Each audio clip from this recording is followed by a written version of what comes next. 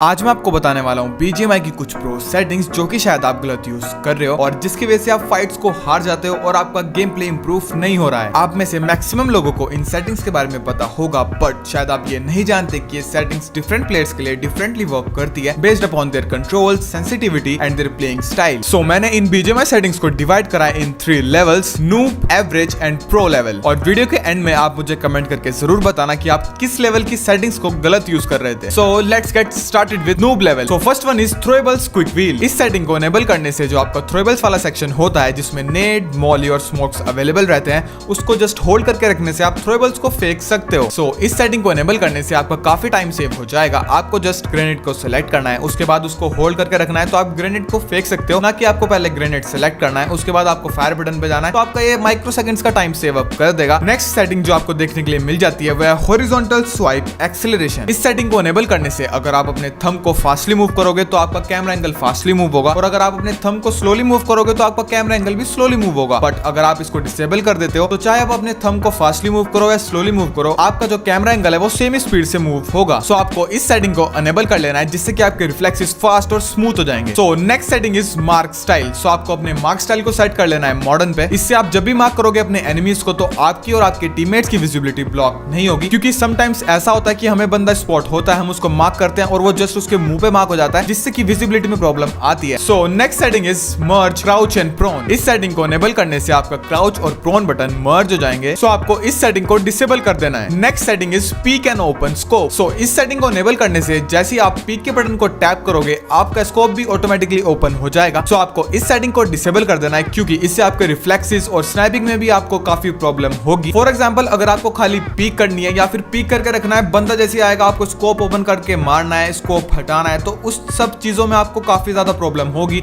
अगर आप इस सेटिंग को अनेबल करके रखते हो। Next setting is quick scope switch. इस सेटिंग को आपको अनेबल कर लेना है। इसकी मदद से आप अपने स्कोप्स को इजीली स्विच कर सकते हो। Red dot to 6x, red dot to 3x easily एक टैप में आपको बैक खोल के वहां से स्विच करने की जरूरत नहीं है। और अगर अभी तक आपकी नूब लेवल की सारी सेटिंग्स बिल्कुल सही है तो अब हमारी बारी है एवरेज लेवल सेटिंग्स को देखने की। एवरेज लेवल में हमारी फर्स्ट सेटिंग आती है कैमरा रोटेशन व्हाइल ADS। इस सेटिंग को अनेबल करने से जब भी आप स्कोप बटन पे टैप करोगे तो जैसे ही आपकी फिंगर हल्की से भी मूव करेगी तो आपका एम भी उस हिसाब से शिफ्ट होने लगेगा, जिसकी वजह से आपका एम चौक हो जाएगा। तो आपको इस सेटिंग को डिसेबल कर देना है। नेक्स्ट सेटिंग हमारी आती है फोकल लेंथ एडजस्टमेंट। इस सेटिंग को आपको टैब से होल्ड पे कर देना है जिसकी मदद से आप अपनी फोकल लेंथ को इजीली मूव करके एडजस्ट कर पाओगे। इससे आपका टाइम भी सेव होगा और एफिशिएंटली आप अपनी फोकल लेंथ को एडजस्ट कर पाओगे। नेक्स्ट हमारी जो सेटिंग आती है वो है scope mode setting. Scope mode को आपको होल्ड पे सिलेक्ट करना है अगर आप खेलते हो 5 finger, 4 finger and 3 finger. But अगर आप खेलते हो 2 फिंगर तो आपको इसको टैब पे या फिर मिक्स पे रखना है, क्योंकि स्कोप मोड को होल्ड पे करने से आपके रिफ्लेक्सेस काफी ज्यादा इंप्रूव हो जाएंगे, क्योंकि स्कोप तब तक ही ओपन रहेगा तब तक आप उस पे होल्ड करके रखोगे। जैसे आप उससे होल्ड हटा दोगे स्कोप ऑटोमेटिकली क्लोज हो जाएगा। इससे आपके रिफ्लेक्सेस काफी ज्यादा स्मूथ और फास्ट हो जाएंगे। नेक्स्ट सेटिंग जो हमारी आती है वो आती है कैमरा रोटेशन व्हाइल पीक। इस सेटिंग को एनेबल करने से जब भी आप अपने पीक बटन पे टैप करोगे तो आपका एम शिफ्ट हो जाएगा और आपका एम चौक हो जाएगा, जिसकी वजह से आप एनिमीज को किल नहीं कर पाओगे। तो आपको इसको डिसेबल कर देना है। अब हमारी नेक्स्ट सेटिंग आती है वो आती है पीक मोड। पीक मोड को आपको होल्ड पे कर लेना है अगर आप खेलते हो 5 finger, 4 finger and 3 finger.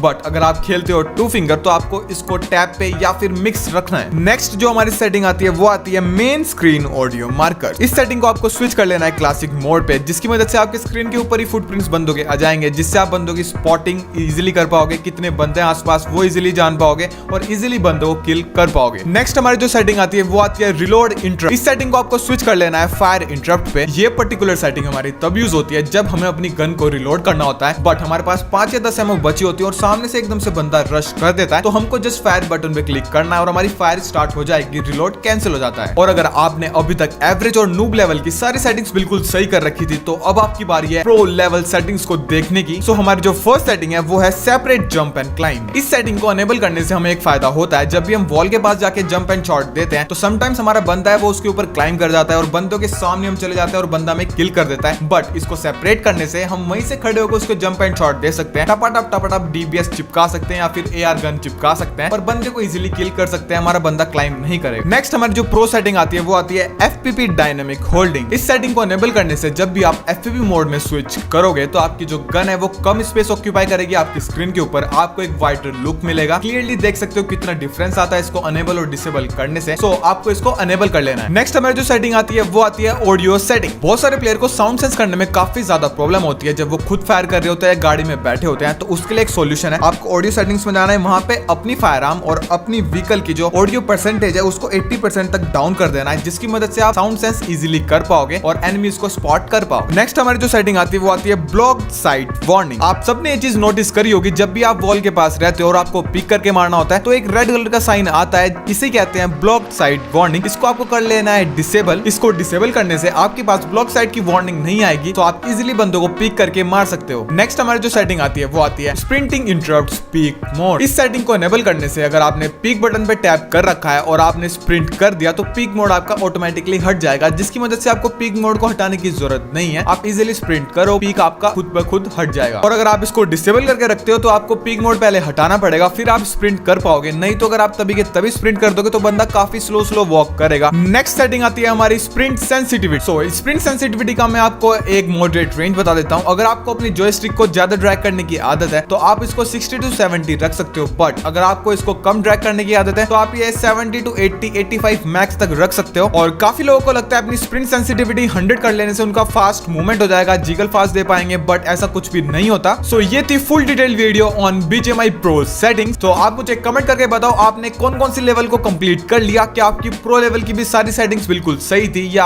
Average level की सही थी या नूब लेवल की सही थी। मुझे कमेंट करके जरूर बता देना। That's all for today's video. Thank you for watching.